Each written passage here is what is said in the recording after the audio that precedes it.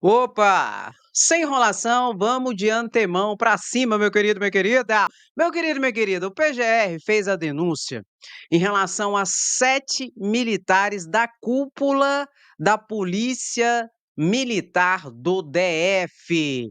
Esses aqui, ó, um aqui não tem foto dele. Todos esses aqui foram denunciados pelo Procurador-Geral da República e o relator, para desespero dessa galera, é exatamente Alexandre de Moraes.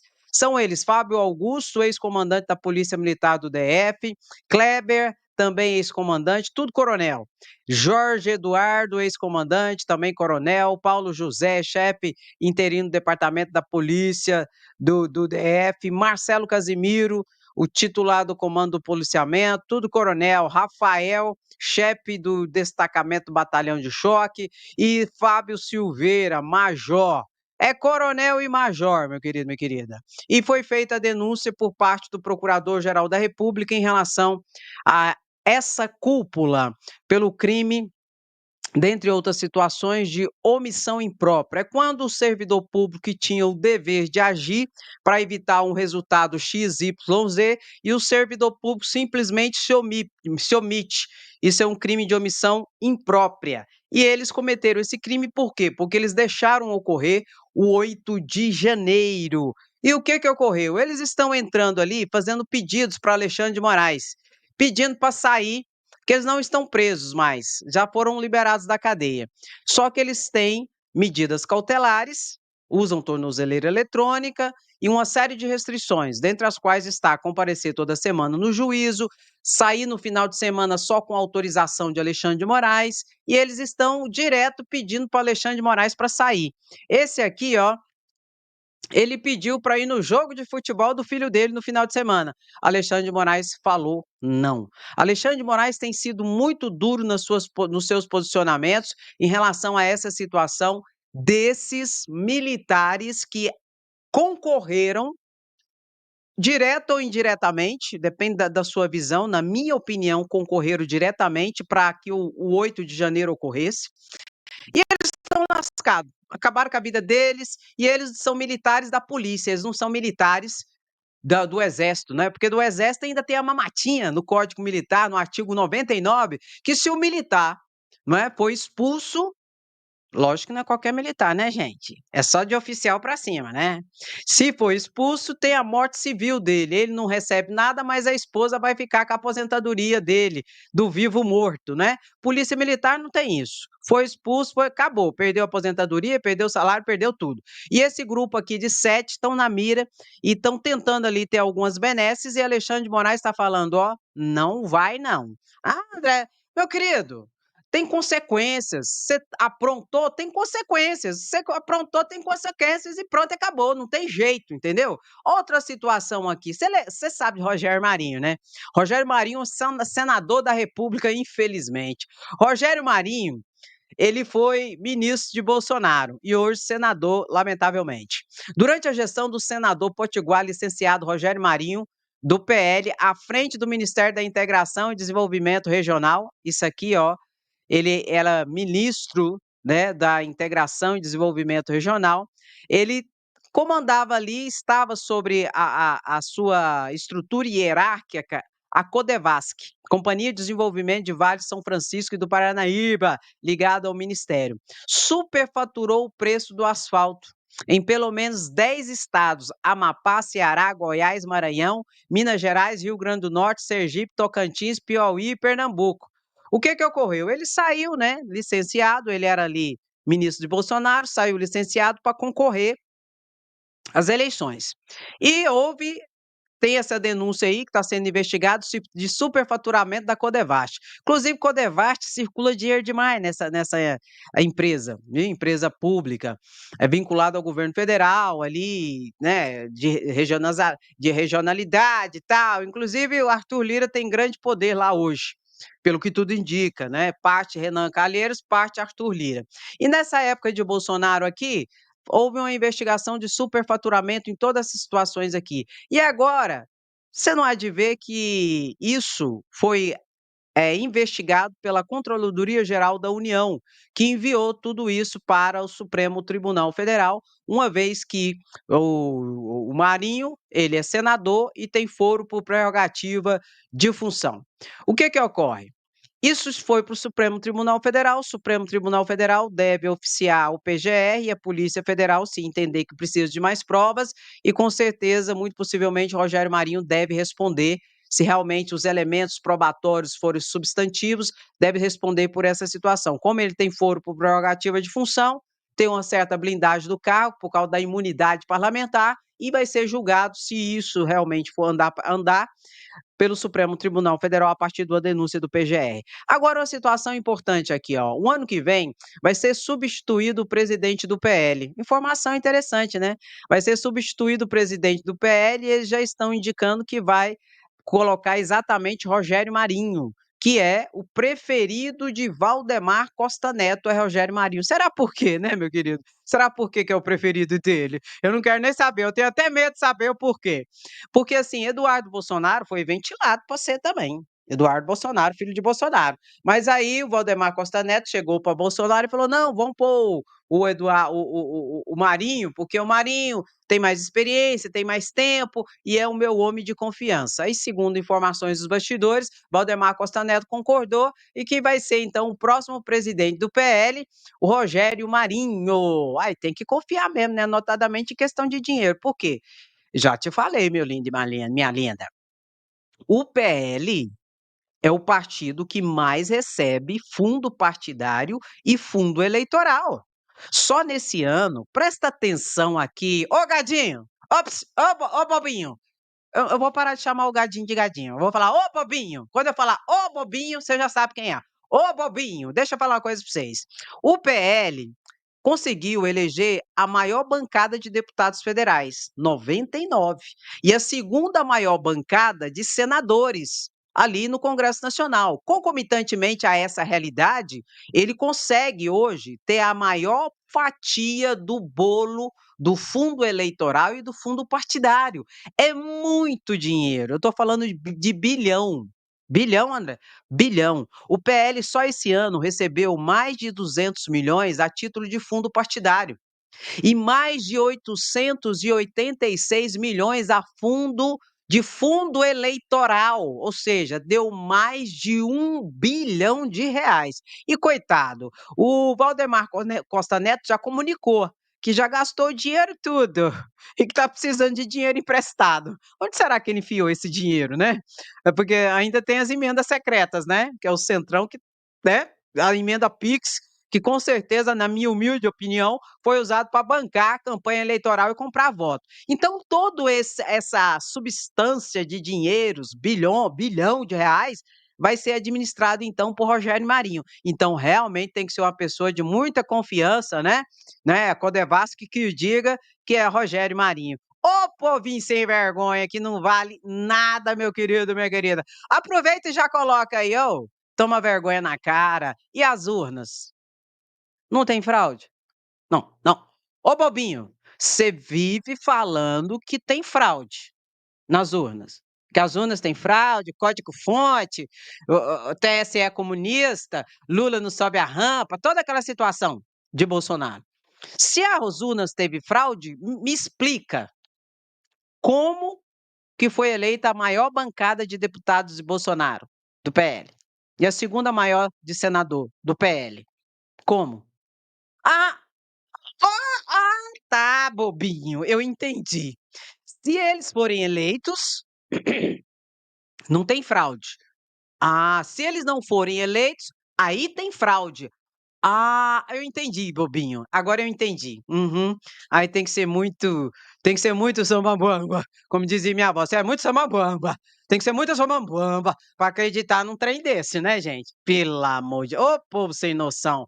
Olha aqui, meu querido, minha querida, o ex-ministro da Justiça de Bolsonaro, Anderson Torres, ontem depois na Polícia Federal. Ele ficou mais de 2 horas depondo na Polícia Federal sobre toda a situação aqui envolvendo também Silvinei Vasquez. Silvinei Vasquez depois na segunda-feira passada e o Anderson Torres depois ontem na Polícia Federal. Sobre a situação de obstacularizar eleitores ali de que chegasse nas suas zonas eleitorais, notadamente no Nordeste. O ex-chefe da PRF e até mesmo o Anderson Torres são investigados por impedir ou embaraçar o exercício do sufrágio. Sufrágio é voto, poder votar. Prevaricação, condescendência criminosa e estender injustificadamente a investigação, procrastinando-a em prejuízo do investigado ou fiscalizado. O que ocorreu? A Polícia Rodoviária Federal, no dia da eleição do segundo turno, fez blitz pelo Brasil para tudo quanto é lugar. Principalmente, a maioria das blitz foram realizadas no Nordeste, e não foram poucas blitz, foram mais de 550 blitz em todo o Brasil, no horário do pleito eleitoral de dia, onde eles colocavam aqui ó, uma viatura num local lá e começava a abordar os motoristas. Colocavam uma viatura, um cone e começava a abordar. Não tinha nem a estrutura necessária para fazer uma blitz com segurança e de forma correta. Parava numa esquina, num lugar lá e começava a abordar todo mundo e toda aquela situação, as pessoas indo tentando votar e eles não deixavam as pessoas votarem. Você lembra que isso acabou chegando até Alexandre de Moraes no dia da eleição, e como foi quando Alexandre de Moraes, no dia da eleição, expediu uma ordem para acabar imediatamente as blitz que estavam sendo realizadas sob pena de prisão do diretor-geral da Polícia Rodoviária Federal, que à época era Silvinei Vasquez. E existe também, antes de ocorrer toda essa situação, ocorreu uma reunião lá na Superintendência da Polícia Federal, com a PRF, com o Silvinei Vasquez, com Anderson Torres, em que muito possivelmente, eles trataram dessa situação. Por isso que Anderson Torres foi chamado, que era o ministro da Justiça, porque a Polícia Federal busca os instrumentos probatórios para ligá-lo diretamente a essa ação golpista de impedir eleitores de votar, porque a polícia disse que ele sabia, que não tinha como ele saber. Agora a pergunta que fica, por que eles fizeram? Quem mandou? Quem será que mandou fazer essas blitz, né, meu querido, minha querida? Eu estou até vendo. Eu acho que foi Bolsonaro. Minha opinião. Eu acho que foi Bolsonaro, lógico que Bolsonaro. Os caras iam fazer isso da cabeça deles mesmos, né? É a mesma coisa, pegar as joias e levar para os Estados Unidos para vender. Não foi o Bolsonaro que mandou, eles iam fazer isso da cabeça deles mesmos. É só sendo muito bobinho para acreditar nessa patifaria, meu querido, minha querida. Olha só, meu, agora eu entrever aqui. O governador de Goiás, bolsonarista, pelo menos era, né? Ai, meu pai. Médico de carreira, meu querido, da família dos Caiados, grandes latifundiários, elite toda a vida, tal e tal coisa. Governador de Goiás, vive puxando o saco de Bolsonaro, e Bolsonaro agora começou a dar umas lapadas nele de tudo quanto é jeito, chamou de covarde, de omisso, de um monte de situação, de picareta e tal e coisa, notadamente por quê? Porque agora em Goiânia, que é uma capital do Brasil, tá uma disputa entre o candidato de Bolsonaro, o Fred, e o candidato do governador Caiado, que é do União Brasil, que é o Sandro Mabel. Uma vez que a candidata do PT, Adriana Corsi, infelizmente não foi para o segundo turno. Aí foi o candidato de Bolsonaro, que é o inexpressivo, que nunca praticamente foi nada do mundo público, só está indo por causa de Bolsonaro, e aqui Goiás é bolsonarista, a gente sabe, lamentavelmente, retrocesso total do falso moralismo e dos bobinhos usados e manipulados. O que ocorre? Aí Bolsonaro veio aqui já, estava aqui, ou está aqui ainda, e atacou o governador de Goiás. Aí o governador de Goiás falou assim, ó, aí ele retrucou também. Isso é de uma canalice sem tamanho, falou o governador de Goiás. Típico desses falsos políticos de celular, chamando Bolsonaro de falso político de celular. Os mesmos que se escondem nas redes para atacar as pessoas sem nunca ter feito nada pela cidade, disparou o governador. Aqui ele está falando do próprio Bolsonaro, que a única coisa que ele fez para Goiás, para Goiânia, foi dar o calote no governador do ICMS combustível. Mas ele está falando do Fred também, que nunca fez nada pela cidade. E ele está sendo massacrado por Bolsonaro. O que, que eu acho? Eu acho é pouco. Porque o governador de Goiás, na época da pandemia, ele enfrentou o Bolsonaro. Como médico, ele falou que Bolsonaro estava errado no seu posicionamento em relação à pandemia. Ele encarou o Bolsonaro, teve todo o entrevero, aí depois ele começou a puxar saco de novo de Bolsonaro. E Bolsonaro agora está dando a resposta para ele. Mas o que eu acho? Eu acho é pouco. Fica puxando saco de Bolsonaro. Todo mundo sabe que Bolsonaro é instável, que não é de confiança e que é extremista. E se lascou. E agora a briga aqui em Goiás é isso aqui, ó. Sandro Mabel, que esse senhor aqui tem 52% da última pesquisa e Fred 40% agora a primeira pesquisa, que a última pesquisa que deu para o segundo turno, aqui em Goiás. E outra coisa, Sandro Mabel aqui, ó, subiu. Sandro Mabel estava atrás aqui do Fred, que é o candidato de Bolsonaro. Sabe por que que ele subiu? Porque a esquerda vai votar em Sandro Mabel, o candidato de Bolsonaro. O candidato de Bolsonaro, Deus o livre. O candidato de Caiado. Por quê, André? Para o Fred, o extremista, não ganhar, que é do PL, que Bolsonaro está fazendo campanha aqui, ó, acirrada. Bolsonaro quer porque quer que o Fred ganhe em Goiânia. Aí o que que ocorreu? Os votos da Adriana Costa, do PT, vai para o Sandro Mabel, para não eleger o extremista que Bolsonaro quer. Infelizmente, é esse o quadro. Em várias cidades vai ser esse o quadro, onde a esquerda, o campo progressista, vai ter que votar no menos pior, no menos mal. Para derrubar a extrema-direita, e notadamente Bolsonaro, vai ter que votar na direita. É, daquela galera que inclusive faz parte do Centrão, você sabe o que eu tô falando, você sabe. Esse aqui é um exemplo, porque eu vou falar uma coisa pra vocês, se esse Fred ganhar em Goiânia, pode fechar as portas de Goiânia, acabou.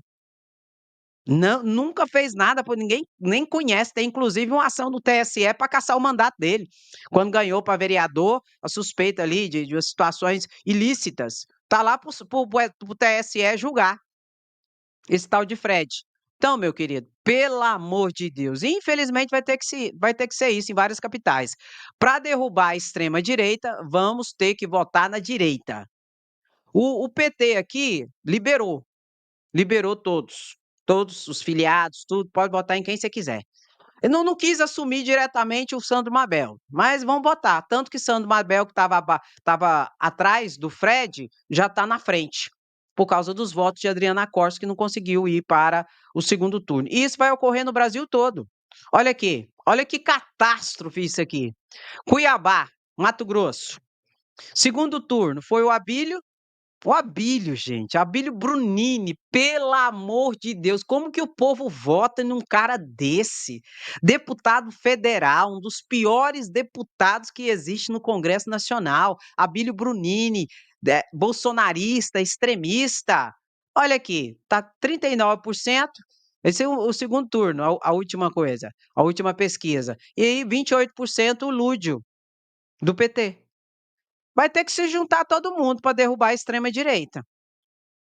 Olha aqui, para tudo. Não, para! Pode parar! O Raspa Chaibes, André Fernandes, que ficou famoso, ficando de 4, ensinando como depilava o Chaibes. Fortaleza, Ceará, segundo turno, ele está com 40% das intenções de votos e Evandro Leitão, do PT, com 34%, meu Deus. Não, pode parar. E o pior de tudo nesse contexto aqui, né? É o caótico e já falecido, na minha opinião, Ciro Gomes não se posicionou ao lado dos progressistas, não se posicionou ali para apoiar o candidato de esquerda. Tem lógica um trem desse? Ciro Gomes, você vai me desculpar, mas você se perdeu totalmente. Se lascou, se perdeu. Só pode ser inveja, porque não tem outra explicação. Porque assim, eu entendo como deve ser doído para vossa senhoria, mas nessa configuração aqui, ó, sendo ficar do lado dos progressistas da esquerda, você se perdeu. Para mim, você está mais bolsonarista que nunca. Uma vergonha. Bota, bota, bota. Fora Ciro Gomes e sai de ré, capeta do Fernandes. Ah, meu pai, olha aqui que situação. Vai ter que se juntar, gente. Natal, Paulinho Freire. Paulinho Freire já não é bolsonarista, não, sabe? Aquele louco, não. É de direita, 44% dos votos do União e a Natália Bonavides, do PT, com 28%. Natália tá crescendo, viu, gente, lá no Natal. Tá crescendo, André? Tá. E Lula tá visitando lá, viu? Lula está visitando o Nordeste e o Sudeste, vai ter que visitar em tudo quanto é lugar. E o povo vai ter que se unir para realmente fazer uma frente nessas capitais. Olha aqui, Porto Alegre, Sebastião Melo e Maria do Rosário. Sebastião Melo teve um pouco mais de votos e a Maria do Rosário. Vai ter que ir para cima com tudo. Maria do Rosário, né? Ficar mais simpática, né, Maria do Rosário? Tem que ser mais simpática, né? Para conseguir ali e tal e coisa. Então, meu querido, e Lula tá viajando já, viu? Viaja essa semana para encontrar candidatos do Nordeste e do Sudeste. Lula vai ter que ser mais presente nessas eleições agora em relação ao segundo turno, especialmente para aqueles locais em que a extrema-direita pode ganhar. Tem que ter esse trabalho agora mais pesado por parte de Lula, visitando especialmente as capitais para dar o apoio ali para os candidatos de esquerda e especialmente aqueles que estão ali no ringue contra a extrema direita. Meu querido, e o debate ontem, hein? Você viu o debate ontem de Boulos e do do Nunes, você viu o debate? Eu vi.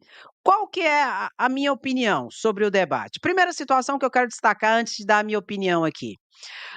No debate, um dos pontos que mais desequilibrou Nunes foi isso aqui, ó, além da questão do apagão que eu vou falar daqui a pouco.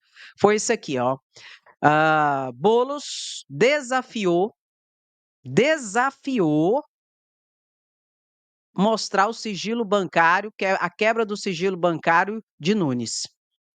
Boulos chegou e falou assim: "Eu mostro o meu sigilo bancário, eu quebro o meu sigilo bancário e você mostra o seu". Ele desconversou, desconversou, desconversou e não fez o compromisso. Não aceitou o desafio e o compromisso de quebrar o sigilo bancário dele. Boulos fez esse desafio aqui para Ricardo Nunes e ele desconversou. E dentro desse ambiente, do debate, foi interessante que, para o gosto de Boulos, né, que Boulos está em desvantagem nas pesquisas de intenção de votos, né. Ele debataria com Nunes, ele ia fazer debate com Nunes todos os dias, e Nunes está fugindo dos debates já, diz que não vai em todos. E nesse primeiro debate que houve ontem, do segundo turno, Boulos massacrou Nunes. Massacrou Nunes. Porque Nunes não tem carisma. Primeira situação, Nunes não tem um pingo de carisma, ele não é carismático, né. E ele deve ter, assim, faltado um pouco às aulas de linguagem corporal. Ele não se movia, ele não se mexia, sabe, ele não andava ali, ó, ele não sabe, não tinha expressão corporal, enquanto o Boulos dominou totalmente ali o palco, o palanquete, vou chamar de palco e palanquete, e Boulos fez o show. Parecia que Boulos estava sozinho ali no palco, porque ele andava, fazia gesto e tudo, e Nunes lá sem carisma nenhum, engessado, parado. E Boulos ganhou de lavada o primeiro bloco do debate, ganhou o segundo por pontos e voltou a ganhar o terceiro bloco de debates com folga, viu?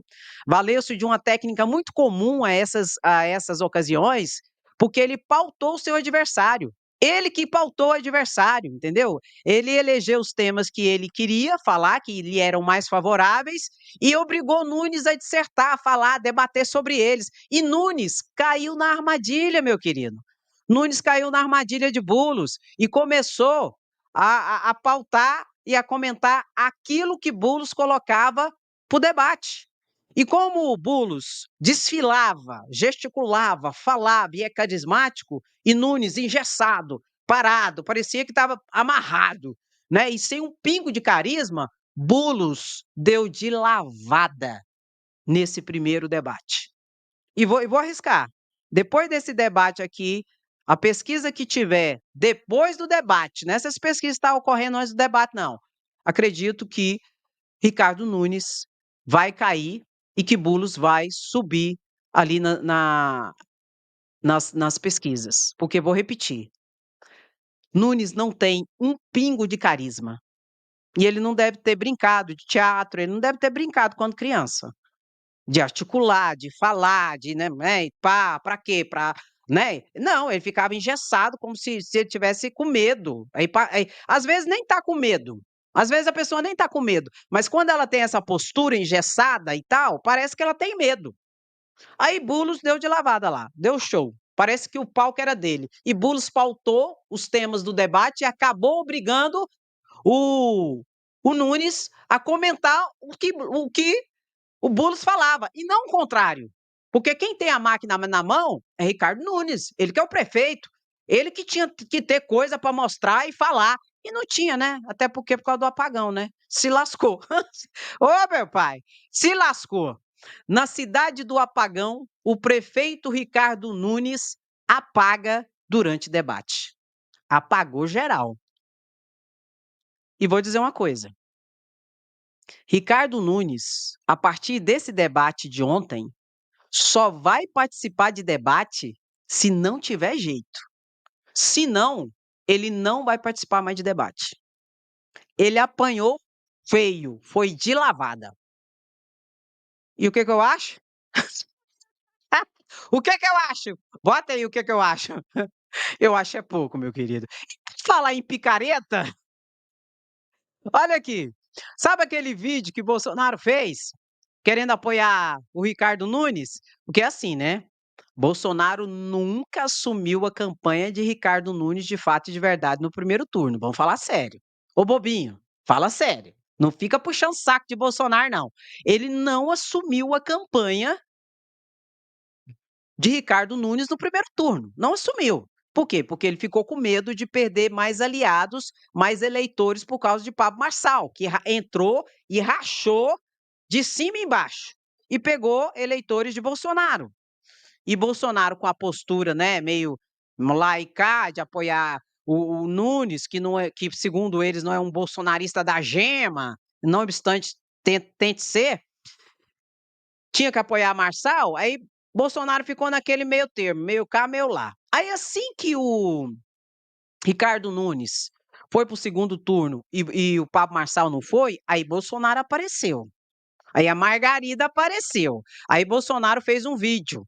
Eu até coloquei um tico-tico desse vídeo aqui já, onde ele falou de apoio a Nunes e atacou Guilherme Bullos.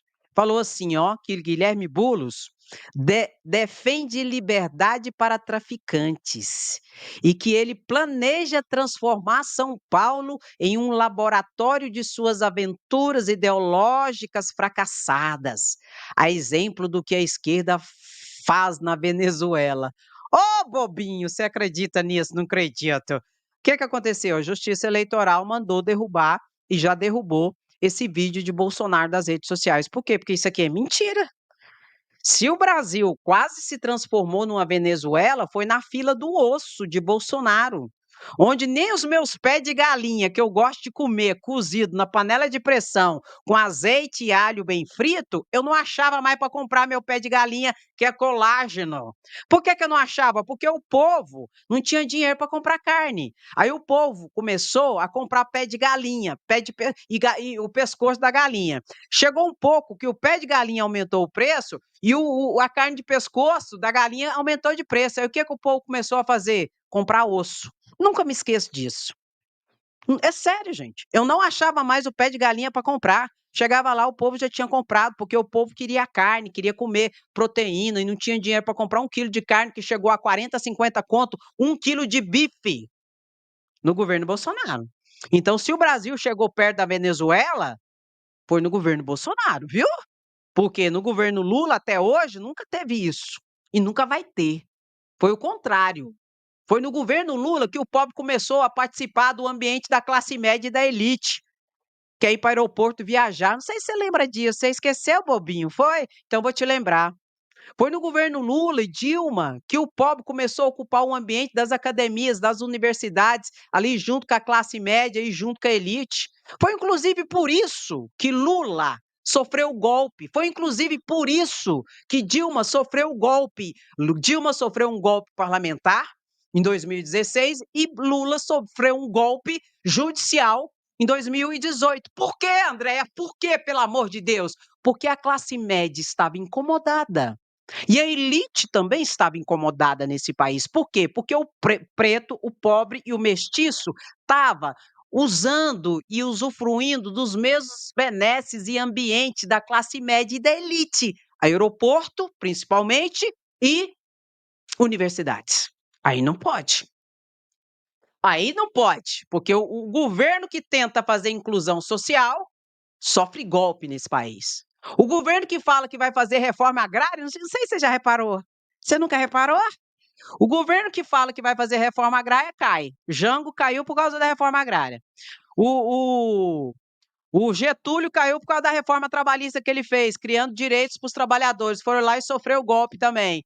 É, meu querido, Dilma sofreu o golpe por quê? Porque queria cortar o toma lá da cá do Centrão, de Eduardo Cunha. Aí Eduardo Cunha, presidente da Câmara de Deputados Federais, foi lá e fez o quê? Impeachment de Dilma. Vamos organizar e deu impeachment de Dilma, dizendo que Dilma cometeu o crime de responsabilidade de pedaladas fiscais. STJ, o ano passado, finalizou o julgamento, o judiciário. Dilma não cometeu pedalada fiscal e nenhum crime de responsabilidade. O STJ decidiu. Lula, né? Um golpe judicial da 13ª vara, que recebeu o apoio do Supremo, deu o golpe em Lula, para Lula não voltar. Por quê? Porque eles sabem que Lula ia derrubar Bolsonaro em 2018 nas eleições. E eles queriam um representante da elite. Isso. E hoje, inclusive, só para abrir um parênteses, sabe o que o Supremo Tribunal está sofrendo hoje? Essas pautas que eu vivo explicando para vocês aqui. A PEC 8, a PEC 28, 3 projetos de leis e tudo, de tirar poder do Supremo, de interferir no Supremo, de os ataques, porque o Supremo é comunista, porque o Supremo é ditador, porque o ativismo judicial, toda essa patifaria. Você sabe por quê? Melhor, você sabe por quem que o Supremo está sendo atacado hoje? Pelo crocodilo que o Supremo alimentou desde 2017, 16 e 18 com a Lava Jato. Esses mesmos crocodilos que o Supremo alimentou tá tentando devorar o Supremo agora. É, meu querido e minha querida. E tudo por quê? E tudo por quê? Para. Essa é a cerejinha do bolo. Cerejinha do bolo. Delícia, eu quero a cerejinha do bolo, eu quero a cerejinha do bolo. Você quer a cerejinha do bolo? Bota aí, eu quero a cerejinha. Cerejinha do bolo. E tudo isso, Andréia, ocorreu por quê, Andréia? Adivinha? Olha aqui, ó. Bilhões de reais. Não, não, não, Andréia, mas como assim? Mas como assim? Sabe essa elite que usa a classe média para manter o povo manipulado, usado, oprimido e lascado? Essa elite, ela fica com 48% do orçamento público, só com dinheiro de pagamento de juros da dívida. Hoje, 2022 mais ou menos, não, foi 2022, essa elite ficou com quase a metade de todo o orçamento federal, só para o pagamento de juros da dívida. Quem mantém os juros altos no país? Banco Central. Banco Central no governo Bolsonaro foi declarado o quê? Independente. Independente de quem? Do governo federal e do povo, mas totalmente dependente da elite que manda nele. Entendeu, meu querido? Então, quase 50% do orçamento vai para pagar juros da dívida para a elite brasileira. Aí, quando tem um governo que fala que vai incluir o pobre no orçamento, significa dizer tirar dinheiro dessa elite. A elite vem e derruba, usando a classe média, que é a detentora dos privilégios, das mamatas, do toma lá da cá e de um ambiente muito confortável, inclusive do prestígio, onde tem as pessoas mais estudiosas, com os melhores cargos no país. Inclusive, muitos estão ali no Congresso Nacional. A maioria do Congresso Nacional hoje é elite, não, não é elite, não. A maioria do Congresso Nacional é a classe média, usada e manipulada. Manipulada, eu não vou falar que é. Não, porque é simbiótico. Eu te uso e você me usa. A classe média com a elite é de jeito. Você continua com seus privilégios e a gente continua com nossos privilégios e vocês continuam bilionários a cada dia mais. Quem são essa elite, Andréia? 1% do povo brasileiro. 1% do povo brasileiro detém, eu acho que 68% de toda a riqueza do Brasil. Vou repetir. 1% de brasileiros detém quase 70% de toda a riqueza do país. Esse 1% são mais ou menos 200 mil pessoas. Detém 70% de toda a riqueza do Brasil. A próxima é a classe média. Não ache que por você ter um apartamento e ter um Renegade que você é classe média, não. Você não é classe média, não. Classe média é o que hoje as pessoas entendem como rico. É classe média. Detentoras aí dos poderes. Não obstante, hoje em dia, uma galera que era classe média já está virando elite. Já está tendo bilhão. Notadamente, se brincar, alguns políticos, né? Os caciques e também líderes religiosos, que até jatinho já tem. Tá pegando o código? Tá pegando o código. Então é isso.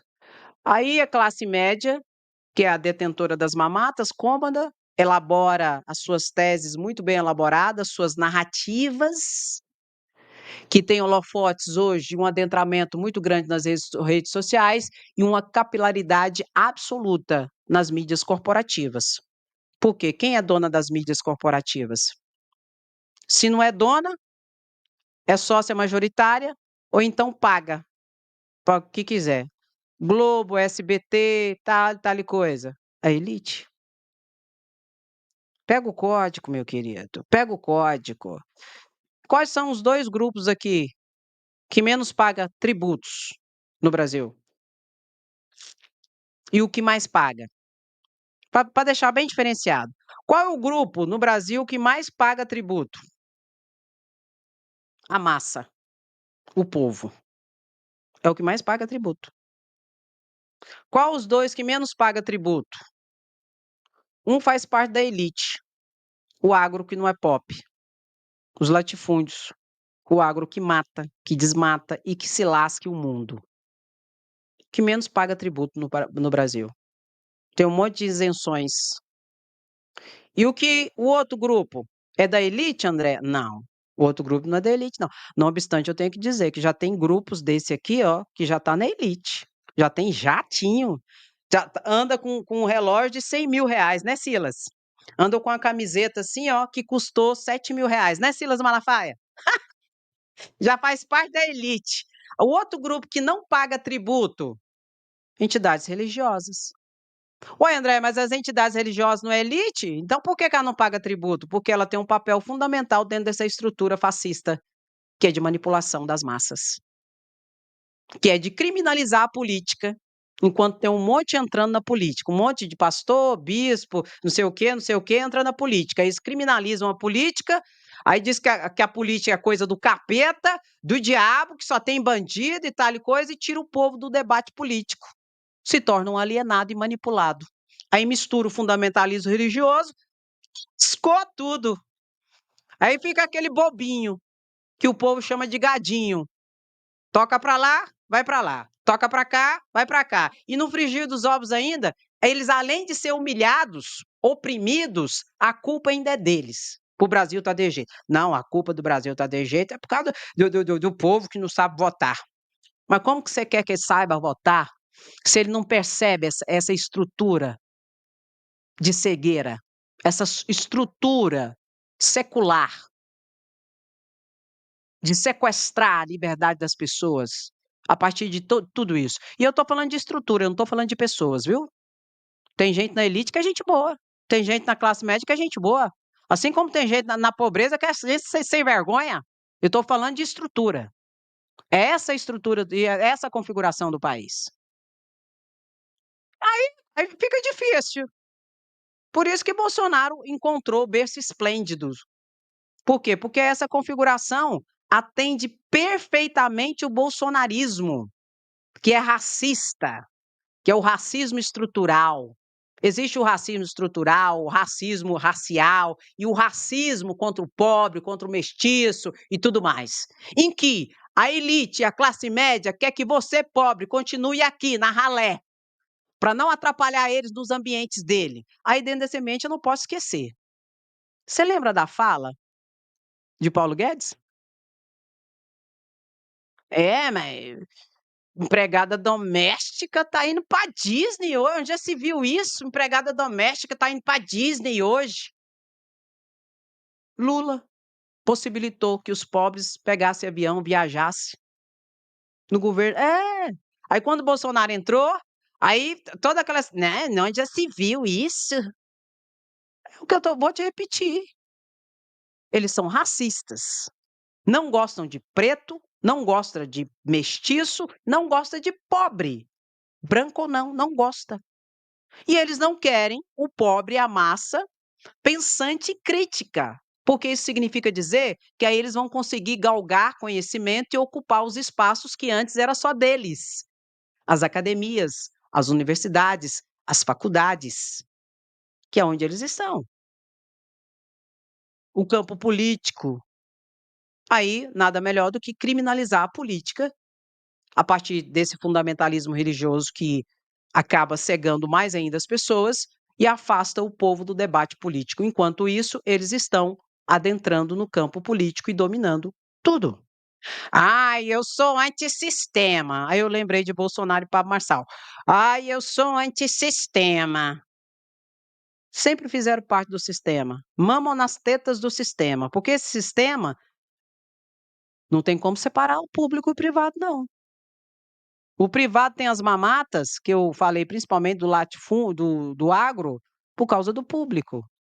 "Ai, eu sou antissistema", e doido para entrar no sistema. Ah, aham. Aí faz o povo ficar contra o sistema, exatamente para ficar fora do ambiente político. Anulado, manietado, manipulado, conduzido, quase que abduzido. Por que abduzido? Porque é inconsciente. Tudo isso que eu estou falando, para a maioria do povo, infelizmente, ainda é um processo inconsciente. Tem um monte de pobre votando na direita.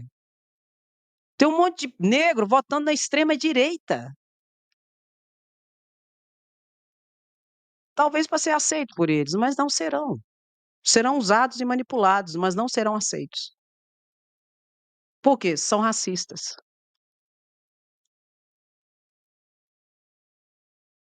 E quando eu faço esse esclarecimento, eu quero que você pegue isso que eu falei e não aceite não, você não precisa aceitar o que eu estou falando não. Eu quero que você pegue o que eu estou te informando aqui e você jogue para a sua realidade. Desde você, quando você começou a entender o mundo, de pré-adolescente, adolescente, até hoje, onde você está. E perceba se não foi desse jeito, a partir dessas estruturas. Nos ambientes que você tentou estudar, nos ambientes que você tentou trabalhar. Porque no Brasil, o racismo explícito é crime. Mas existe o racismo cordial, o racismo implícito, que eu chamaria de racismo dissimulado. O racismo expresso foi proibido lá em Getúlio Vargas. Foi um dos motivos pelos quais ele caiu. Porque naquela época tinha inclusive algumas pessoas da elite negra que eram racistas, porque fazia parte da classe média. Foi quando Getúlio criou a lei para acabar e proibir esse tipo de racismo. Naquela época de Getúlio Vargas, ele criou a lei obrigando as empresas a contratarem pessoas negras, porque as empresas não contratavam negros. Foi, André, foi.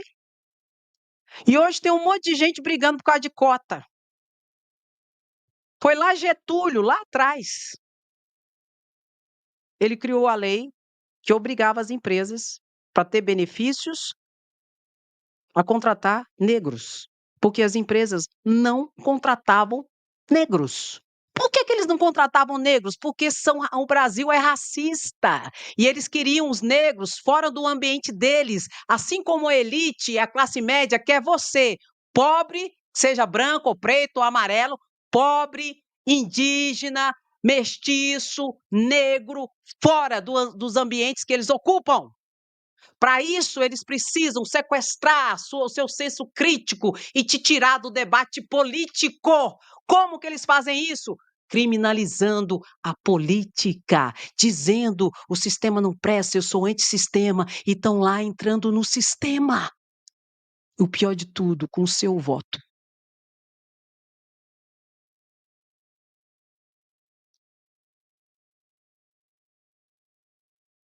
Getúlio foi derrubado, sofreu um golpe.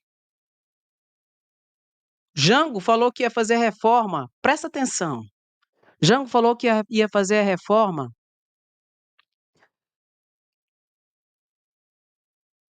Isso até saiu da minha cabeça agora. Aquela da terra, gente. Como é que chama?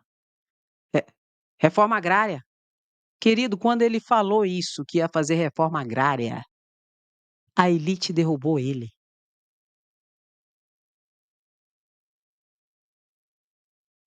Dilma caiu porque ela começou a cortar e tentou colocar um freio nas mamatinhas do Congresso Nacional do Centrão. Eduardo Cunha foi lá, organizou e derrubou Dilma. Lula caiu porque Lula ia derrubar Bolsonaro em 2018 e Bolsonaro representa as elites. Bolsonaro é elite, André? Nunca foi elite, Bolsonaro. Mas ele é puxa-saco de elite e ele governou para elite. Sabe esse quase 50% de sequestro pela elite do orçamento público, só pagando os juros da dívida para a elite no Brasil? No Bolsonaro, a elite nadou de braçada. Para quanto que chegou o juro no governo Bolsonaro? Pesquisa aí para mim, Central. Ou então você coloca aí para mim, gente, pesquisa aí e coloca para mim. A luta de Lula hoje é para baixar os juros nesse país. E ele está enfrentando a elite. Bolsonaro, quanto chegou os juros no governo Bolsonaro? Já pôs aqui o Ricardo, ó. Chegou a quase 15%, 14,75% de juros. Se a elite está ficando com quase 50% do orçamento, só com o pagamento da dívida, com esses juros de hoje, que, salvo engano, está 10,5%, sei que não aumentou para 11% agora, daqui a pouco vai aumentar. O quanto que não ficava com orçamento, com quase 15% de juros, essa elite? Então a elite nadou de braçada no governo Bolsonaro. Por isso que Bolsonaro não foi impeachmentado, porque a elite não deixou. Não foi Arthur Lira que segurou o impeachment de Bolsonaro, não. Não foi não, não foi não. Quem segurou o impeachment foi a elite, que é dominante nas universidades, nas faculdades, na Câmara de Deputados Federais, nas assembleias legislativas, nas câmaras municipais, no Senado Federal. Senão Bolsonaro era para ser impeachmentado, ó. Ó, Dilma não fez nada, nada, e foi impeachmentada. Bolsonaro matou, na minha opinião, por causa da postura de Bolsonaro negacionista, quem tomasse a vacina virava jacaré. Quem tomava a vacina era marica. A caneta é minha, eu não vou comprar. Atrasou a compra. Mas, graças a essa postura dele de deboche, tô sem ar, tô sem ar. O que é que eu tenho a ver com isso? Vai chorar até quando? Eu não sou coveiro. Milhares de pessoas poderiam estar hoje com seus entes queridos e tiveram suas vidas ceifadas pela postura genocida de Bolsonaro. E Bolsonaro não foi impeachmentado. Dilma não fez nada e foi impeachmentada.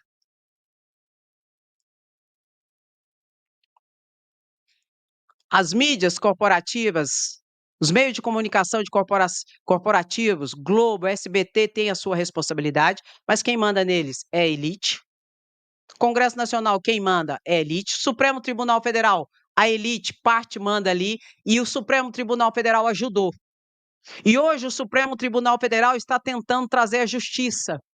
Só que essa elite hoje está tentando engolir o Supremo Tribunal Federal.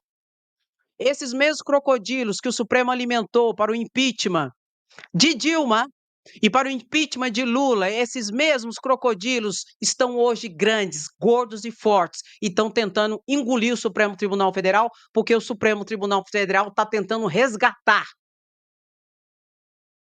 as presepadas, as injustiças, as decisões erradas que eles fizeram, em parte porque até eles foram manipulados pelos meios de comunicação, pela elite, pelo Congresso Nacional. E, em parte, foram cúmplices. E agora vai ter que se virar dos 30 para não ser engolido pelo crocodilo. E Lula? Já falei e vou repetir. Ou Lula se aproxima mais do centro o ano que vem, ou eles vão derrubar Lula. Ai, Andréia, você quer que eu faça o quê? Esse pleito eleitoral falou tudo. O centro saiu fortalecido e a extrema-direita. E a esquerda lá embaixo. Quem fez a maior quantidade, quase 900 prefeituras? O PSDB de Gilberto Kassab, de Rodrigo Pacheco. O centrão do PP de Arthur Lira fez também. Depois foi Bolsonaro, 500 e poucas prefeituras. Depois, lá o PT, lá, com 200 e poucas. Vamos chamar Lula e vamos falar, vamos conversar? Se Lula falar, não, não vamos conversar, não tem conversa, então tá bom, derrubam Lula de novo. Lula vai ter que sentar, graças aos eleitores, nessa configuração dessas eleições, vai ter que sentar o ano que vem e colocar mais gente do Centrão nos ministérios e nos cargos principais do seu governo.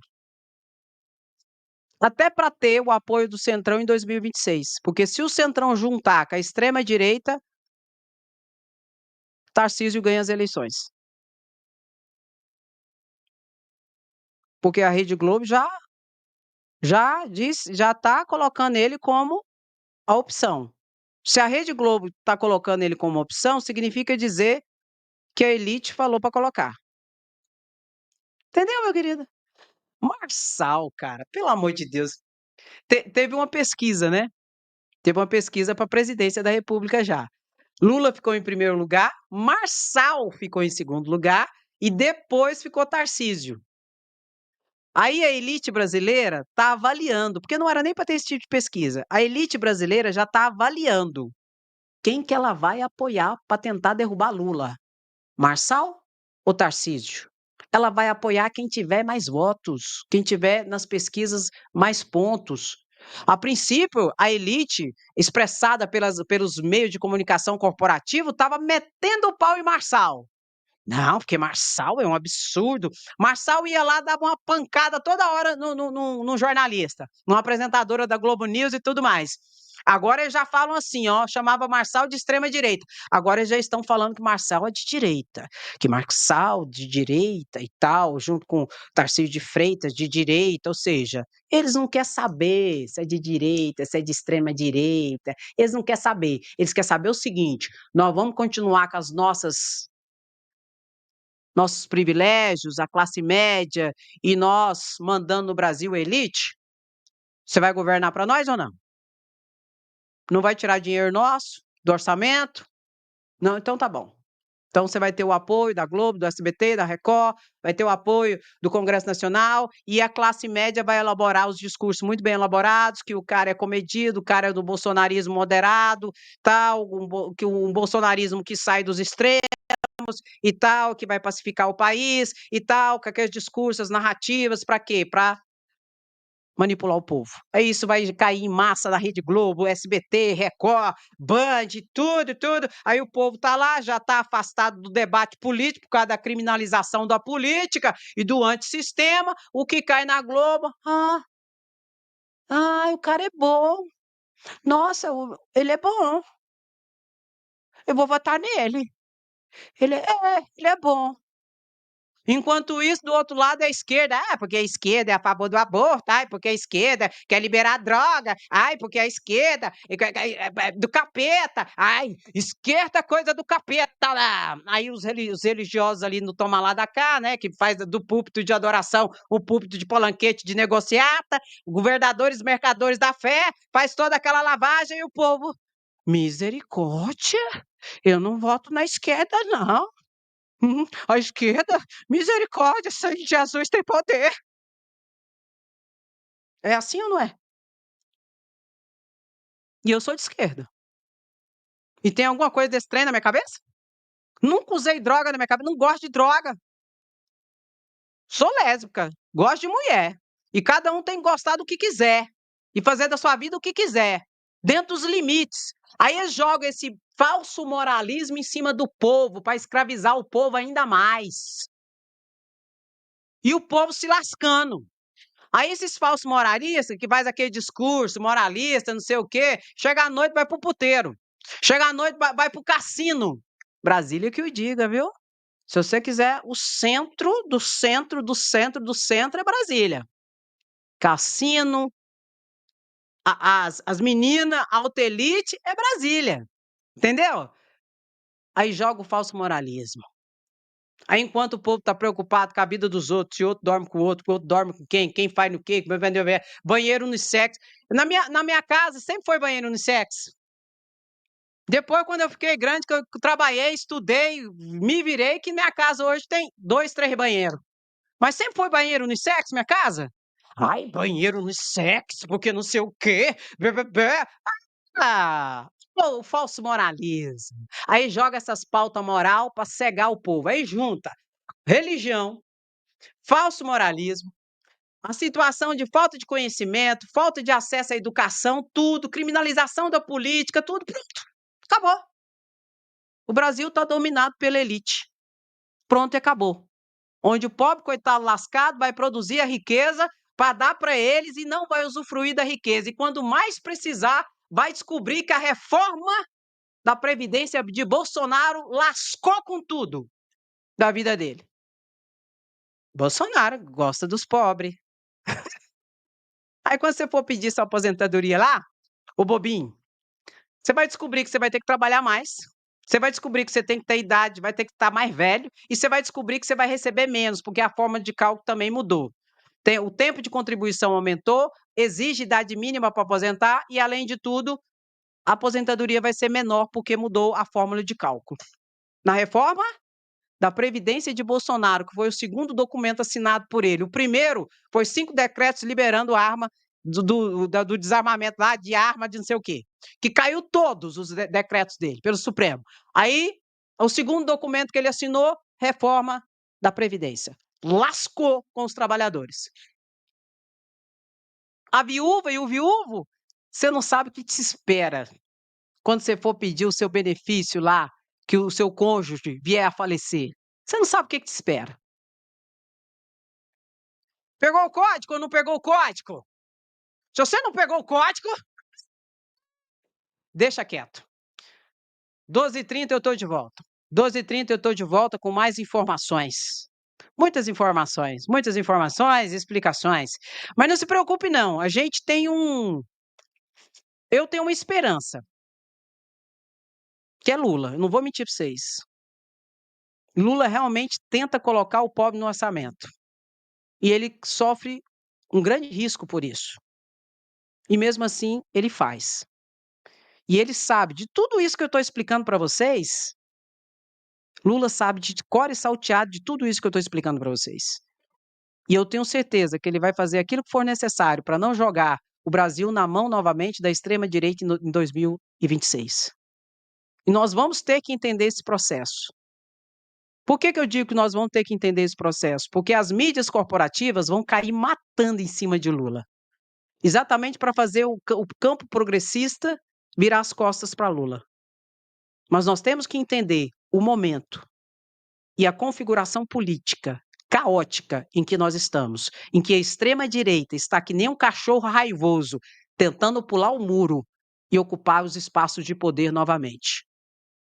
E no que tange ao federal, aquilo que Lula puder fechar, ele vai fechar. E ele tem conhecimento, experiência e expertise para isso. Por isso nós somos o quê? Bota, bota, bota! Resistência. E o que é que nós queremos? Justiça. E pronto, acabou. Quem gosta, aqui ó, fica, curte, comenta e compartilha. E nós precisamos alcançar mais pessoas para ver se elas abrem a mente, os olhos e deixem de ser manipuladas, ou porque pelo menos, às vezes não consegue sair desse sistema, mas pelo menos seja consciente e perceba os movimentos e os interesses que estão por detrás deles, cuja base é essa estrutura. Então, você é o meu megafone. Quando você curte a live, o YouTube indica para mais pessoas. Dá aquela paradinha e curte a live. Comenta, sem anistia, somos resistência, queremos justiça. Tamo junto. E o resto vai se lascar. O tempo urge. O povo padece. E é usado e manipulado até quando? Meu querido, minha querida, dá aquela paradinha, curte a live, comenta e compartilha. Por quê? Porque quem gosta fica, curte, comenta e compartilha. Quem não gosta, André, vai se lascar e tá tudo bem.